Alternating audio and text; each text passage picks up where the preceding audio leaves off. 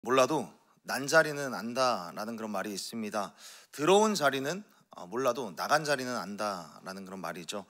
빈자리라는 거는 사람에게 그만큼 허전함과 상실감 또는 아픔을 줄 때가 있습니다. 무언가 소중한 것을 잃어버렸을 때에 오는 그 빈자리에 대한 상실과 아픔이라는 것이 있죠. 오늘 본문 말씀에도 거대한 빈자리를 느끼게 되는 그 빈자리를 마주하고 그 빈자리 속에서 아픔과 상실을 경험하는 그런 제자들의 이야기가 오늘 본문 가운데 기록이 되어 있습니다. 먼저 12절에서는 이렇게 말씀하고 있습니다. 제자들이 감람원이라 하는 산으로부터 예루살렘에 돌아오니 이 산은 예루살렘에서 가까워 안식일에 가기 알맞은 길이라.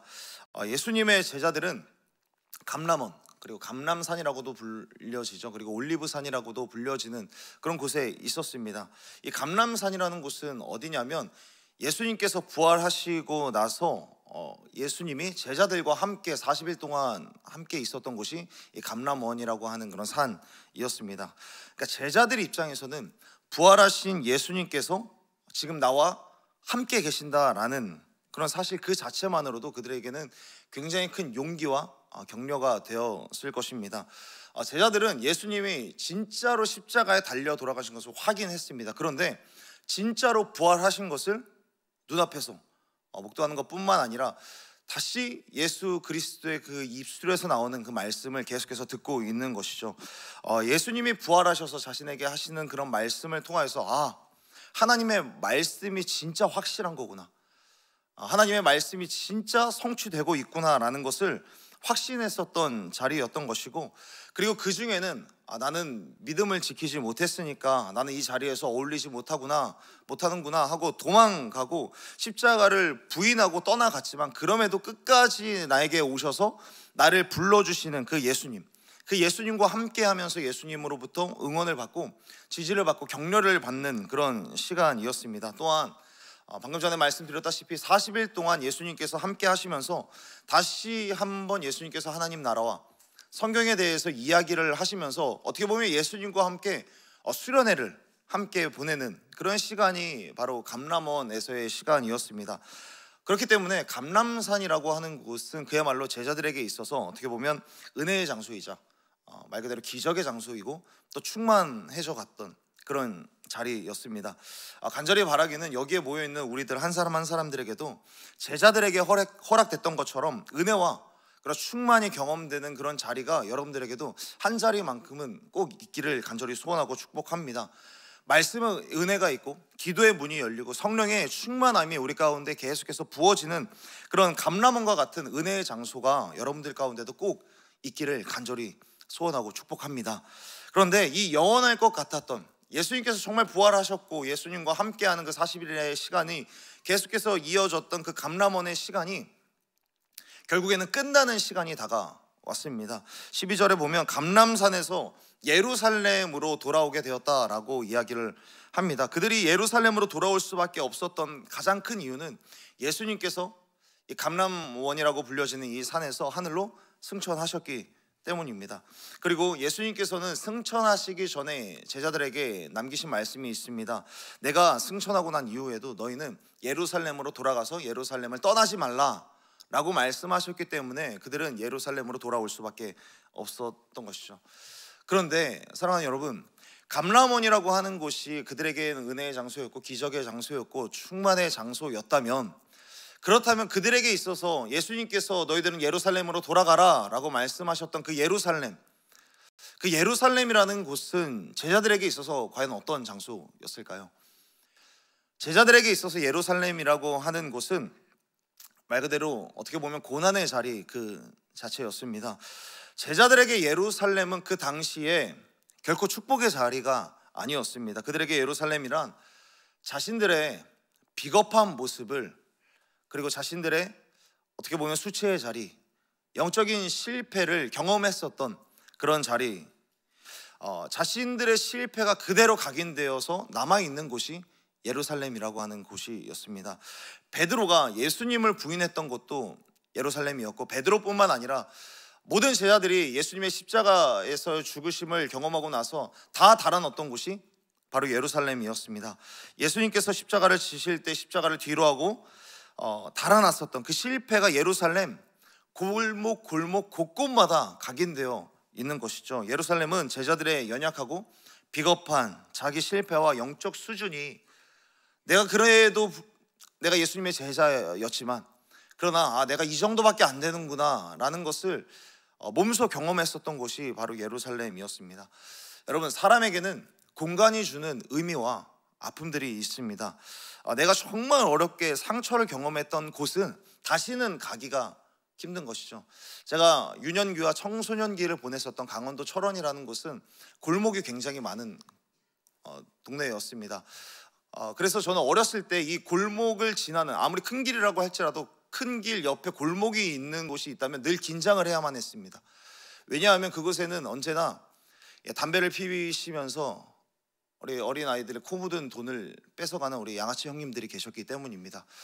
늘 어김없이 그곳에는 그곳에 계셔서 너 일로 와봐 라는 그런 말들, 너 뒤져서 나오면 10원에 한 대다 라는 그 말들의 무서움을 몸소 경험했었던 저였기 때문에 그럼 골목을 다시 계속해서 간다는 것, 그곳에서 돈을 빼앗기고 안 좋은 일을 경험하면 그 골목을 지나는 것이 너무 어려운 겁니다.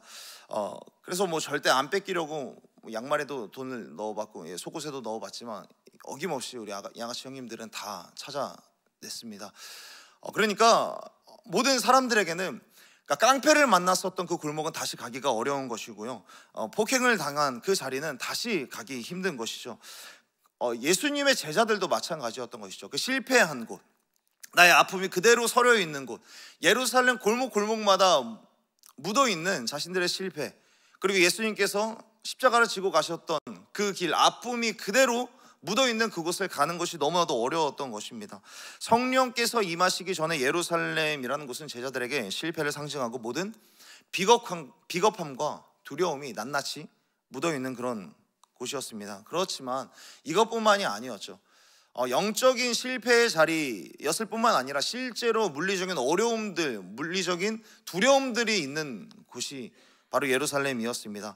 밖으로 나가면 잘못하면 정말 예수님의 제자들이 다 잡혀서 예수님께서 지셨던 것처럼 똑같이 십자가를 져야만 하는 그런 어려움도 있는 곳이 바로 예루살렘이었습니다. 여러분, 사람을 정말 어렵게 하고 정말 두렵게 하는 곳이 무엇이겠습니까? 공권력의 힘입니다. 공권력의 힘. 나는 잘 살았다고 하지만 집에 가니까 상품권이 하나 있는 것이죠. 교통법규를 어겼다는 3만 원짜리, 5만 원짜리, 9만 원짜리 이 상품권이 있게 되면 낼 수밖에 없는 거예요. 그리고 그것을 내는 나의 손은 계속해서 덜덜 떨리게 되는 거죠. 사람이 피해갈 수 없고 두렵게 만드는 것, 사람을 머뭇거리게 하는 것이 바로 공권력의 힘입니다. 여러분, 이 당시에 제자들의 나이가 여러분 몇 살이었을 거라고 여러분 생각하고 있습니까? 예수님께서 성전세와 관련된 시비가 붙었던 적이 있는데 이때 성전세를 낸 사람이 예수님의 제자들 중에 베드로밖에 없었습니다. 20대 이상의 남성이 세금을 내야 된다라고 했을 때에 이 중에 베드로만 성전세를 낸 겁니다. 그러니까 베드로 외에 다른 제자들은 대부분 10대였을 가능성이 큰 겁니다. 이 10대의 어린 나이에 이 제자들이 예수님을 따르는 대가로 실제로 십자가를 져야만 한다. 병사들 그리고 군인과 경찰들이 온통 자신을 현상 수배범으로 지목하고 위협한다라고 했을 때 그 어린 제자들이 얼마나 무서웠을까요? 그리고 다시 그 자리로 돌아가라라고 했을 때 그들은 얼마나 머뭇거리게 되었을까요? 그들에게 있어서 예루살렘이라는 곳은 그런 곳이었습니다. 실패와 수치의 자리, 실제로 두려움에 떨어야만 하는 그런 자리, 이곳에서 계속 살아갈 수 있을까, 그런 곳, 자신을 계속 패배자로 머무는 자리, 신앙에 있어서도 나약한 민낯 그대로 드러나는 것이죠. 그래서 제자들은 예수님이 십자가에 못 박혔을 때 그래서 예루살렘을 떠날 수밖에 없었던 것입니다. 그냥 내가 고향에 가야겠다라고 해서 고향을 간 것이 아니라 예루살렘에 더 이상 있을 수 없으니까 그들은 예루살렘을 떠날 수밖에 없었던 겁니다. 여전히 예수님의 제자들과 이 추종자들을 잡아서 죽이겠다라고 눈을 부릅뜨고 찾아다니고 있는 이 수많은 대제사장과 바리새인, 사두개인, 서기관들이 눈을 부릅뜨고 있었던 곳이 바로 예루살렘이었습니다. 그렇기 때문에 그들이 감람원이라고 하는 산에서 예루살렘으로 돌아오는 그 길은 세상에서 가장 먼 길이 되었을 겁니다. 12절에서 보면 감람원에서 예루살렘이라고 하는 곳까지의 거리를 이렇게 표현을 하고 있습니다. 이 산은 예루살렘에서 가까워 안식일에 가기 알맞은 길이라. 하나님께서는 이스라엘 백성들에게 너희들은 안식일에 이 정도만 걸어야 된다라고 규정해 놓은 거리가 있습니다. 이 거리는 2000규빗인데 2000규빗이라고 하는 이 거리는 약 900m. 여기 온사람교회 저희 교회에서 경기 아트센터까지의 그 거리가 걸어서 도보로 약 900m 정도 되는 걸로 어저께 지도를 보니까 그렇게 되어 있더라고요. 그렇게 멀지도 않고 꽤 가까운 거리, 걸어서 충분히 갈 수 있는 그런 거리였지만 그들이 감람원이라고 하는 산에서 예루살렘으로 걸어오는 그 거리가 얼마나 멀었겠습니까? 우리가 그곳에 가면 또 어떤 실패와 어떤 아픔을 경험하게 될까? 그들은 두려움 가운데 계속해서 올 수밖에 없었을 것입니다. 그런데 여러분, 오늘 본문에 보니까 그런 예루살렘인데 그런 예루살렘에 누가 와 있다라고 이야기를 하고 있습니까? 13절과 14절에서 보면 13절에 보면 이렇게 말씀합니다. 들어가 그들이 유하는 다락방으로 올라가니 베드로, 요한, 야고보, 안드레와 빌립, 도마와 바돌로메 등등등 수많은이 아니라 모든 제자들이 다 있는 겁니다. 가룟 유다를 제외하고 나서 이 11명의 제자들이 다 예루살렘에 모여 있는 것을 확인하게 됩니다. 사랑하는 여러분, 이게 제자들의 힘인 겁니다. 이게 제자들의 힘입니다.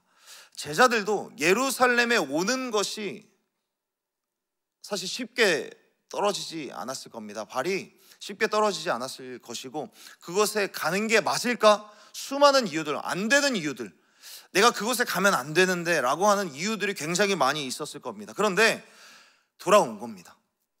그런데도 불구하고 이 예루살렘으로 돌아왔습니다. 오늘 본문에 보면 너무 간단 명료하게 되어 있지만 분명하게 이렇게 이야기를 하고 있습니다. 예루살렘으로 돌아오니. 여러분, 이들은 왜 예루살렘으로 돌아왔습니까? 그 실패와 아픔의 자리, 상실감의 자리, 두려움의 자리였지만 그들이 어떻게 돌아오게 되었습니까? 예수님의 빈자리도 느껴졌을 것이고, 감람산이라고 하는 곳에서 은혜의 자리도 끝이 났구나, 영적인 빈자리가 분명히 있는데 어떻게 돌아왔습니까? 그들이 돌아온 이유는 단 한 가지였습니다. 예수님께서 예루살렘을 떠나지 말고 그곳에 머물러 있으라 라고 예수님께서 말씀하셨기 때문에 그냥 그 말씀 듣고 돌아온 겁니다. 그냥 온 겁니다. 사랑하는 여러분, 그렇기 때문에 우리가 주의 일들을 감당할 때 꼭 필요한 것이 있습니다. 오늘 본문을 통하여서 이 제자들을 통해서 배울 수 있는 것이 무엇이겠습니까? 그냥 단순하게 순종하는 겁니다. 예수님께서 하나님께서 나에게 이것을 원하시는구나, 이렇게 가라고 하시는구나 라는 그런 말씀이 들려오면, 너무나도 단순하고 선명하게 하나님의 말씀이 들려온다면 우리들의 생각이 많을 수 있습니다. 그런데 우리들은 생각이 너무 많고 믿음이 너무 적은 거예요. 이렇게 하면 무슨 일이 있겠지, 이렇게 하면 안 되는데 라는 그런 이유들을 계속해서 만듭니다. 그런데 제자들은 여러 이유 있지만 오늘 본문에서는 너무나도 간단하게 이야기를 하는 겁니다. 예루살렘으로 돌아오니. 여러분, 주님의 일들을 감당할 때 하나님의 말씀이 들려오고 내 마음 가운데 감동이 있게 되면, 이것이 성령께서 나에게 주시는 말씀이라고 확신이 든다면 단순하게 순종할 수 있는 저와 여러분이 되기를 간절히 소원하고 축복합니다. 하나님의 말씀에 단순하게 순종하는 겁니다. 예루살렘으로 가야 되는구나, 가는 겁니다. 그렇다면 사랑하는 여러분, 저와 여러분들에게 있어서 예루살렘이라는 곳은 어디입니까? 저와 여러분들에게 있어서 감람산과 같은 그런 예배에서 은혜를 받았음에도 불구하고 이 은혜를 가졌지만 돌아갈 생각만 해도 나를 버겁게 하고 두렵게 만드는 그런 곳, 믿지 않는 가족들에게 핍박받는 그런 자리가 우리 가운데 예루살렘일 수 있습니다. 또는 미친왕 사울 같은 그런 리더가 있는 그 자리, 직장 상사가 있는 그 자리가 예루살렘이 될 수 있습니다. 은혜의 자리를 떠나서 내일부터 출근해야 됐네, 월요일이라고 하는 그 시간 자체가 우리 가운데 예루살렘이 될 수 있는 겁니다.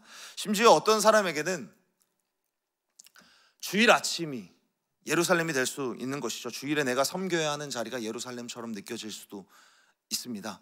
내가 찬양해야 하는 그 찬양의 자리가 버거워질 때도 있고, 은혜가 안 되고 지치면 찬양팀이라고 하는 자리, 순장이라고 하는 자리, 그냥 순원으로 다락방 예배에 모여 있는 것 자체만으로도 예루살렘의 자리가 될 수 있습니다. 사람에게 상처를 받아서 힘들고, 그리고 그곳에 갈 때마다 내 죄가 계속해서 보여서 힘들어지는 그런 경우들도 있습니다. 사실 우리 모두는 예루살렘이라고 하는 시간, 그리고 그 장소, 두려움을 갖고 있고 실패를 갖고 있는 그 자리가 있을 수 있습니다. 그럼에도 불구하고 예수님께서 그곳으로 나아가라 라고 말씀하셨기 때문에 그곳으로 돌아가서 그것을 떠나지 않는 저와 여러분이 되기를 간절히 소원하고 축복합니다. 그냥 돌아가 보는 것이죠. 순종이라는 것은 감정과 상관없는 그냥 해보는 것입니다. 예수님께서 베드로에게도 말씀하셨죠. 깊은 곳에 가서 그물을 던져라. 이 말씀을 들었을 때 베드로는 얼마나 많은 생각이 들었을까요?